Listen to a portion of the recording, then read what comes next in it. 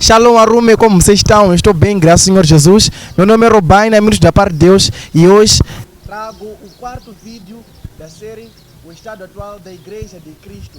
Então trago aqui um convidado bastante especial, ele que vai aqui se apresentar.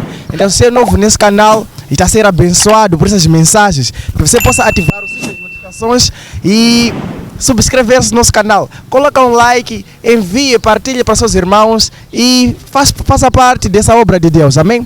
Então vou ter essa oportunidade para o homem de Deus poder se apresentar e vocês estarem a par com quem nós estamos a conversar no dia de hoje. Graça a paz a todos que estão aí a nos ver desse outro lado. Daqui é o pastor Jorge. É um prazer enorme estar aqui para poder falar acerca de Cristo e para poder abrilhantar a quem está do outro lado a nos assistir acerca da vontade e da graça de Deus. Uau, louvado seja Deus. Homem de Deus, vamos diretamente no nosso tema, o estado atual da Igreja de Cristo. Eu gostaria de saber, a partir de si, né, numa perspectiva cristã, qual é o estado atual que você vê? Vamos logo defrontar o tema. Assim logo, como você vê o estado atual da Igreja a nível internacional, a nível mundial? A Igreja de Cristo está a passar por um momento, digo eu, prometido, profético. Acredito eu que esteja no seu maior auge, na sua maior potência, porque se olharmos, nós estamos se voltarmos um pouco para trás, nós temos que observar como é que a igreja primitiva primeiro vivia, para enxergarmos como a igreja atual está vivendo agora.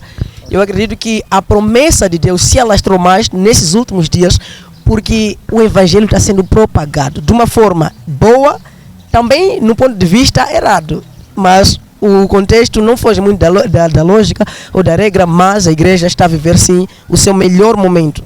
Oh, louvado seja Deus. E quando você fala melhor momento, refere-se ao quê? Ao que isso nos remete? Ao avivamento que Deus já havia prometido. Okay. Que nos últimos dias derramarei o meu espírito sobre todos os filhos, as vossas filhas profetizarão, os velhos terão visões. Nós temos que olhar essa promessa como sendo o cumprimento dela nesse estado atual que nós estamos, porque estão a se levantar homens e mulheres capacitados, formados para poder levar o evangelho de Deus mais além. O evangelho está sendo pregado, está sendo alastrado, independentemente das circunstâncias que a igreja enfrenta. Nós temos que entender que a igreja é um organismo vivo, com ou sem dor ou com dor. Nós temos que entender que estamos na nossa melhor fase. Louvado seja Deus.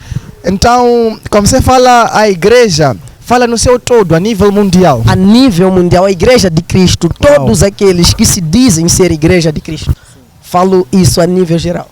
Então, se nós formos a fazer uma comparação entre a igreja primitiva e a igreja atual, o que você vê que a igreja atual distraiu-se da primitiva, da igreja mesmo aquela fundada a primeira, quer dizer, a igreja fundada mesmo, a igreja primitiva e a atual. Qual é o balanço que você faz no sentido de reparar os costumes da igreja antiga e a igreja atual? Para isso temos que olhar para Atos 2:42. Perseveravam todos na doutrina dos apóstolos, em comunhão, nas orações e no partir do pão. Tem aí uma coisa muito importante que chamamos de essência.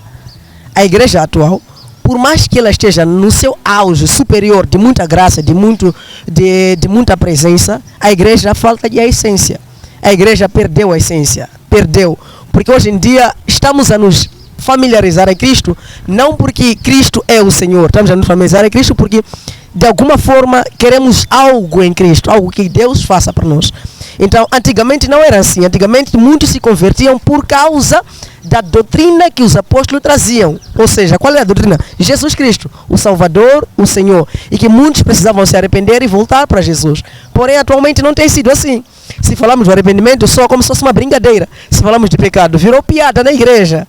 Vês, muita gente já não considera a essência. O fato é a lógica de que realmente a igreja perdeu a essência. Mas você disse que esta igreja está no seu auge. Exatamente. O fato de não ter essência não significa que Deus não esteja a fazer grande coisa no meio da igreja. A igreja sim perdeu a essência, mas Cristo ainda continua falando dentro da igreja. Ok. Cristo continua atuando dentro da igreja. Cristo continua reinando dentro da igreja. Há pessoas que vivem são as suas melhores fases, porque Cristo não deixou de estar na igreja. Uau. Louvado seja Deus. Então, assim, né? Uma pergunta muito direta. Ok. Existem várias circunstâncias em que a igreja é submetida. E quando eu falo de circunstância, me refiro a coisas que o mundo em si cria de modo que a igreja se distraia do seu alvo. E uma das coisas que atualmente está a acontecer é a questão da homossexualidade. Muitas igrejas estão a normalizar essa questão, de modo que até estão a pregar que aquele que não aceita seu irmão homossexual, ou seja, aqueles que não veem isso como algo normal e não como abominação na presença de Deus, são pessoas que não estão com Deus. Então eu queria saber a sua posição sobre isso. Qual é a sua opinião sobre a igreja e homossexualidade? A minha posição seria a mesma que de Jesus. A mesma que de Jesus. O fato de estarmos no melhor auge, no melhor momento, significa que é um momento em que um cristão precisa mais se concentrar. Pois as distrações, pois o mundo tem oferecido várias coisas que tira a essência de um cristão. E por fato de sair essa essência, nós acabamos achando como se fosse a evolução do mundo como sendo algo normal para as outras pessoas. Ou seja, se é a igreja que prega o homossexualismo como se fosse algo normal, quer dizer que essa igreja passou a não ter Cristo, passou a não ter essência. Porque, olhamos, a palavra diz, se vocês se fazem amigos do mundo, vocês são inimigos de Deus. E se vocês são amigos de Deus, vocês automaticamente são inimigos do mundo. Ou seja, se a igreja que aprova isto, é porque não é de Cristo. Simples assim. É porque Cristo não vive lá. Então, logo, automaticamente, eu não considero isso igreja. Por isso que eu disse no início que a igreja está na sua melhor fase. A igreja. Amém, louvado seja Deus, louvado seja Deus. Então, o que você acha que a igreja, como é que a igreja de Cristo deverá se posicionar com essa evolução do mundo a essa iniquidade? Na verdade, é algo que sempre existiu. Ok. É algo que a igreja jamais deveria perder. O exemplo claro é Safira e Ananias. Sim. No tempo de graça, eles foram cometer atrocidade. Okay. Veja, eles tiraram a lógica de um lugar onde já tinha lógica. Percebes? Então é o que está acontecendo com muitos na igreja de hoje. Tiram a lógica onde já tem a lógica. Eu não vou aqui falar de pecados que as pessoas não sabem. Tudo está escrito, todo mundo leu, todo mundo viu. Mas coincidentemente as pessoas ignoram o fato daquilo que eles estão a ler. Por isso nos remetemos àquilo que a Bíblia fala, não é isso? Não eram de nós. Por isso que eles não vivem em nós, não vivem o que nós vivemos. Então eles saem de nós. Automaticamente aqueles que vivem em Cristo sabem dessas regras, sabem desses costumes, sabem dessa consagração que um cristão precisa ter diante da presença de Deus. Homem de Deus, já nas coisas que ele estava a falar, me remeteu à ideia de talvez fazer um resumo, né, do estado atual da igreja e talvez deixar um conselho para os jovens. O estado atual da igreja é um estado que eu considero muito bom. A igreja está na sua melhor fase.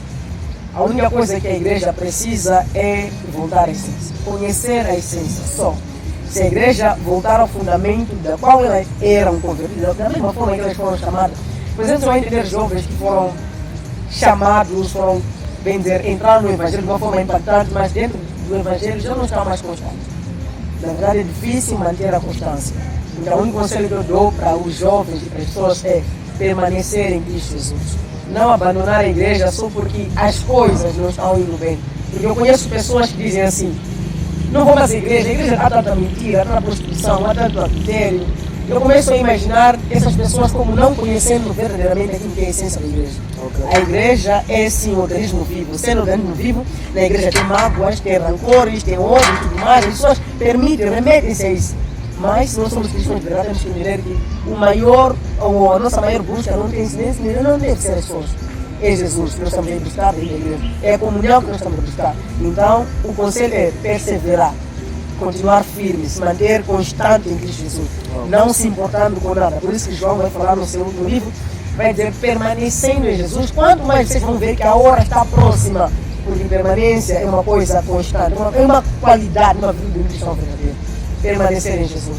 Esqueça tudo, esqueça as mágoas, esqueça todas as coisas. Permaneça em Jesus. Apenas. A igreja está na sua melhor face. Isso não se nega. Louvado seja Deus.